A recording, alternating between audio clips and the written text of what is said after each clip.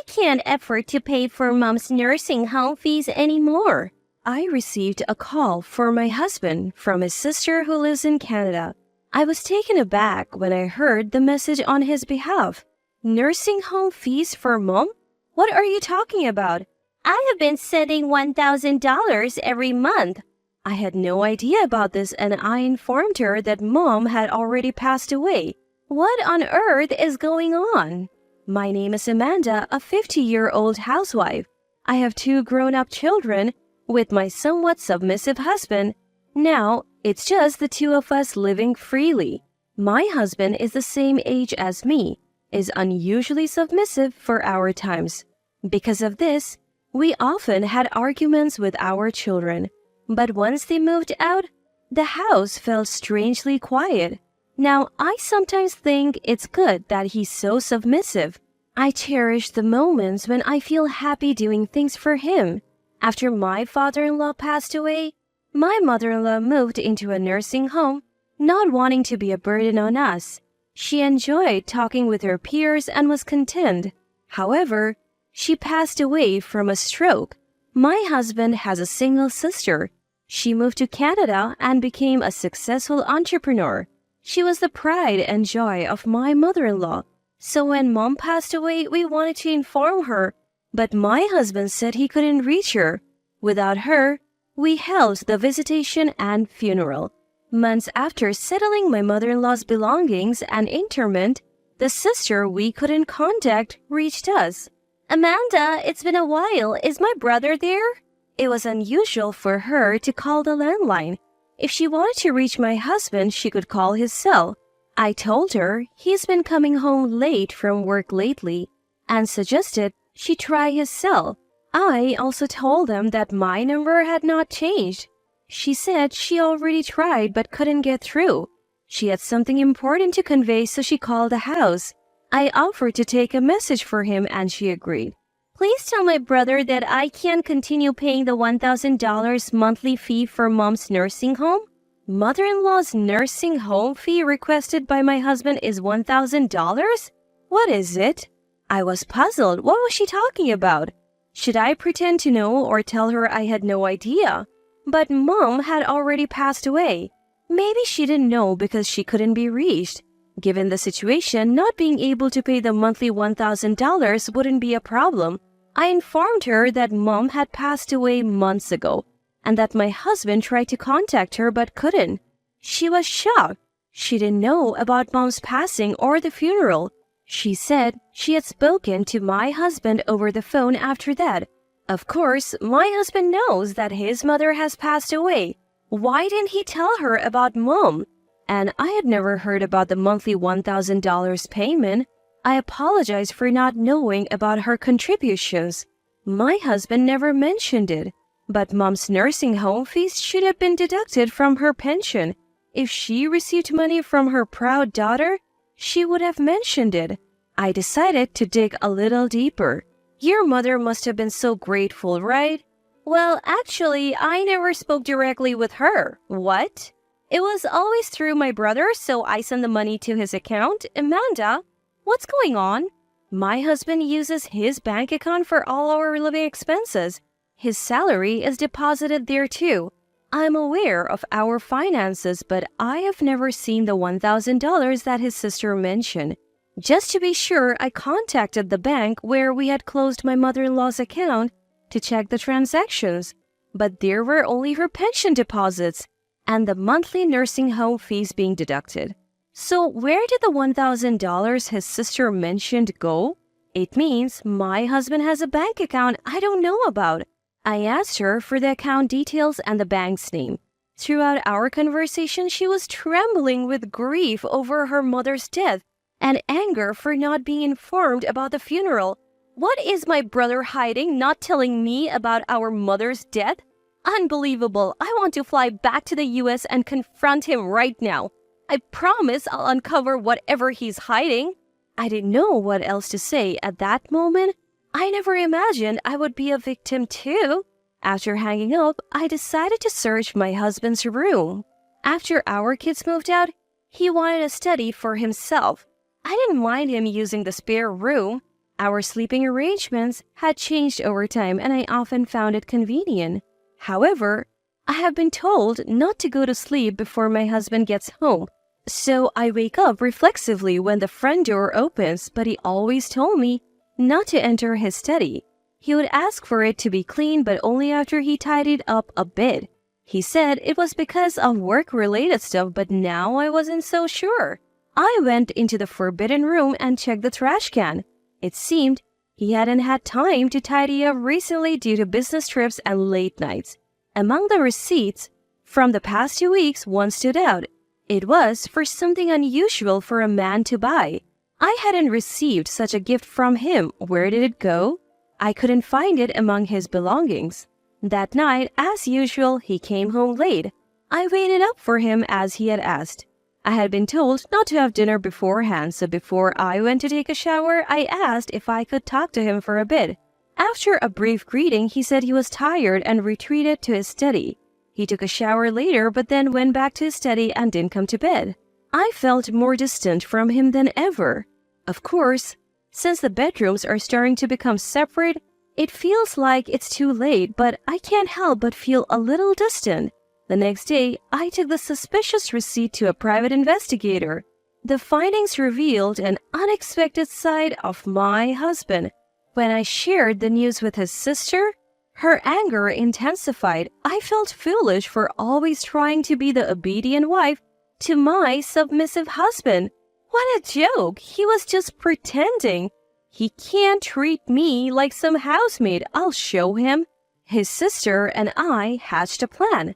One day, after all preparations were made, he said he was going on another business trip. I saw him off as usual, but I knew this wasn't a regular trip. After he left, I prepared for a divorce, boarded a plane to Canada, and left the U.S. I met up with his sister upon landing in Canada. His sister was already keeping an eye on my husband and pointed out where he was getting cozy with a woman in the lobby. Seemingly content, they sat down, arms wrapped around each other. How could they be so brazen in public? I had to hold back my anger for the sake of our plan. The receipt I found in my husband's study led to some shocking revelations from the private investigator. Firstly, he was alone when he made the purchase, but a conversation with the store clerk revealed the gift was likely for a younger woman. It was a pricey piece of women's jewelry, a design popular among younger women. My husband was having an affair with a younger woman. My husband was having an affair with a woman, and he also gave her expensive accessories. Once I knew about the affair, the rest was easy to piece together. The $1,000 his sister sent every month was going into an online bank account my husband had secretly opened. He had been using that money for trips with his mistress, disguised as business trips. He often went on these business trips on a set day each month. From this pattern, we deduced he would be in Canada today and executed our plan. His sister mentioned he had been to Canada before without any apparent reason, probably scouting locations to impress his mistress. And this was after his mother passed away. How could he not tell his own sister the truth? He seemed like a devil in disguise. As my husband was deep in conversation with his mistress, his sister and I confronted him. Seeing me, someone who shouldn't be there, shocked him. He dropped his travel bag and let go of the woman. Fancy meeting you here. Business in Canada? Does your company even have international dealings? I have little social experience. I might be naive, but the investigator had informed me that his company had no international business. We recently started. She's a local interpreter. He stammered, trying to cover up. That's when the woman shouted, "You liar! You said you were single!" and slapped him. Turns out, she was in our plan too, because she was a victim as well. He had lied about being single and hinted at marriage. She was in her 20s and didn't want to waste time on a man with no intention of settling down. While I despised her, I also felt sorry for her. Once we revealed the truth, we decided to either make her an ally or not. Based on her reaction, she was devastated to learn she was the other woman. She agreed to help with our plan. His sister suggested we move the confrontation to her place, away from prying eyes. There, we grilled my husband. He had asked his sister for the $1,000 monthly, supposedly for their mother's nursing home fees, just to fund his escapades. He had never been money-minded, so I had given him an allowance. But he decided the amount as their relationship deepened, that wasn't enough. He feared getting caught if he asked me for more, so he lied to his sister. When their mother passed away sooner than expected, he panicked. Instead of telling his sister the truth, he lied, saying he couldn't reach her. It wasn't that I couldn't contact her, but that I hadn't contacted her about her mother's death or about mother-in-law from the beginning. I reported it as unreachable.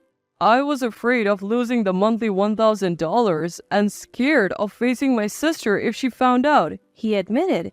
If she returned for the funeral, she might discover his deception. He said he was afraid that someone would find out how he had defrauded them of his money. How could he be so selfish? He had no idea how hard it was for a woman to work alone in a foreign country. His sister, though successful, was still single and probably wanted to save for the future.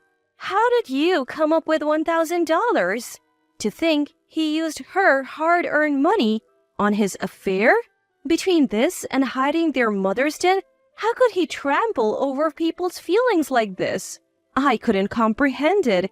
He was fundamentally different from me. I can't be with you anymore. I want a divorce. My husband didn't respond. I wished he would show some remorse, even just a hint, maybe. But he didn't.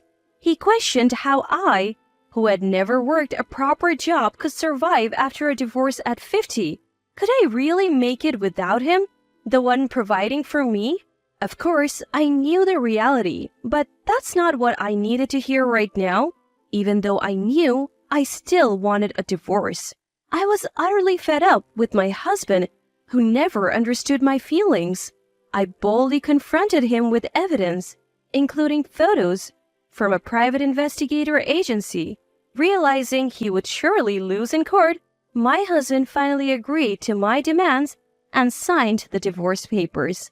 The next day, my sister-in-law kindly offered to let me stay until my flight back to the U.S.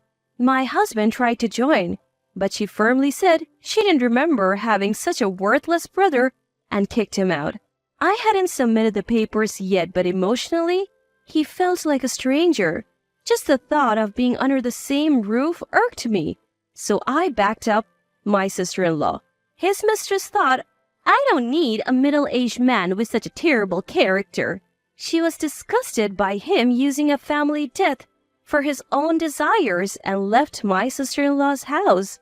Abandoned by both me and his mistress, my husband seemed to chase after her. They had a spat outside, and it seemed she dumped him for good. As a result, he was left wandering in Canada, a place he chose for a romantic getaway, without even understanding the language. The next day, I returned to the U.S. and immediately filed the divorce papers. I also moved to a new place I had been preparing for. Though I had limited experience in society, I wasn't a housewife for no reason. I had saved money secretly over the years, and when I told my kids about everything, they offered some support. In today's age, 50 is still young. I believe I can start a second chapter in my life. From time to time, my kids visit, and my days are filled with joy. In fact, I feel my relationship with them has improved since the divorce. As for my ex-husband, he somehow managed to return from Canada. But the home he returned to was a mere shadow of its former self. He didn't expect me to act so quickly. He probably hoped to persuade me to reconsider the divorce after returning. Now that it's impossible, he must be in shock. In future, he will be burdened with a divorce settlement from me and repaying the money he deceitfully took from his own sister. I also heard his mistress is suing him, demanding, "Give me back my 20s." Most of his salary goes to these payments, and he's living in extreme poverty. I have even heard he's been spotted at soup kitchens. I don't feel pity. My fallen ex-husband? This is the consequence for deceiving people and exploiting a family death.